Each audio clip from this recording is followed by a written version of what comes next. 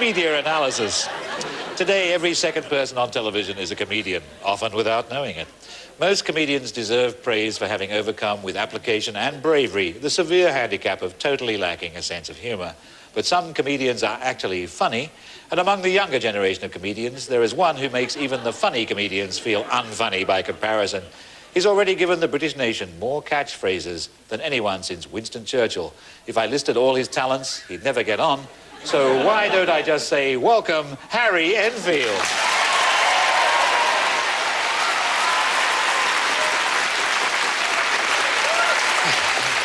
Hi, Clive. Harry, what did you make of the mighty US-UK U2 English language lesson? I thought they probably have Mercury phones, do they? I will just make a call on my Mercury phone after I've given my mother some medication. She was so keen on it, wasn't it? Medication! Fire injection! She must have it. That stuff about the future and the past, though, it's just strange, wasn't it? A bit philosophical. There was a sort of sexual throbbing element underneath. There certainly was. It was sort of like a porn film, really, wasn't it?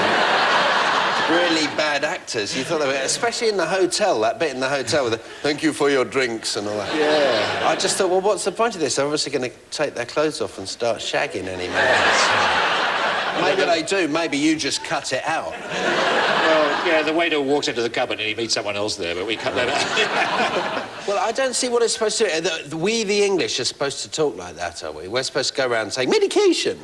And what was the American thing? I mean, it seems to me the Americans don't talk like that now anyway. They go, yo, bitch, get down, whore. And all that. I mean, certainly Snoop Doggy Dogg and all that. You see, if they had Snoop Doggy Dogg, people like that on, and then the English translation of that, that would be fun. Yeah. Because that would be, yo, bitch! And the English translation would be, will you marry me? Madam. What I loved about the learn English from the tape thing was the English people, and especially that girl. And I love your character, Tim Nice But Dim. And I thought that she could be his girl, really. Yeah. Yeah, she was super bit of totty, actually. What do you think she could actually... give me a bit of a... Did it remind you of your student days, those young people there? Yeah, so just like me when I was a student. Hey, he was a very good cyclist, wasn't he? Yes, he was. With that fat bum on you. I think they just got off camera and wham! I read you worked as a milkman in your holidays. Did you put bottles on all sorts of doorsteps? Yeah, you used to get inside sometimes. I did have twice, you know, the thing they say, you know, I had women opening the door and everything falling open. To which I went, blimey. But like in a Carry On film, I ran away, you know, because they never actually do it. They go, oh, blimey, and you go. I never actually did anything about it. And I still regret it. Oh.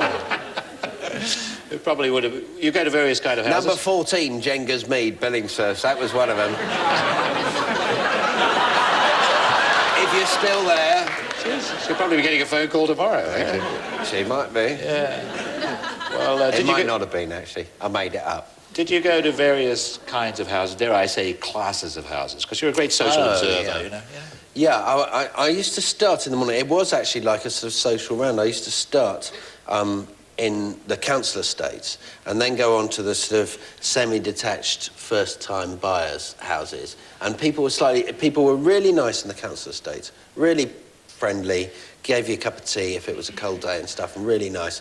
You got to these houses and people were a little less friendly. Then you got to the so-called exclusive estates, all these horrible, you know, mock Georgian mansion places, where people were foul, rude, nasty, never put please on a note, you know, just bad manners people. And then you got to the big country houses and they were back like the working classes again. Yeah. They were all like the council houses. They were all just, good, milkman, come in. I want to ask you about my daughter, because she's going through an absolute frightful time with the pony at the moment. Do you think I should sell the pony or not? You know? And he used to say, well, I don't know, really, you know. Now, are you a punk? Are you a punk? Good, because Taffy's become a punk, and I want to know what to do. What should I buy her? She needs some safety pins. And people were nice again, you know. So it was a sort of social... I think that's generally the case, that the worst of the social climbers. I love your Norbert Smith programme. I detected a respect for all those rigid British actors. Well, I mean, the excuse for doing that was to do all the films, little bits of films. You know, that's where the Mercury ads first came from, really. But that was just an excuse. I mean, yeah, I mean, everyone's got that. I do like all the old English films. I like the way of speaking. I like them all. And I like their upper lip. Yeah. Especially Brief Encounter. I do so terribly, terribly love it. Such a lovely film, and they never even kiss. Oh, they do kiss, but they don't, you know.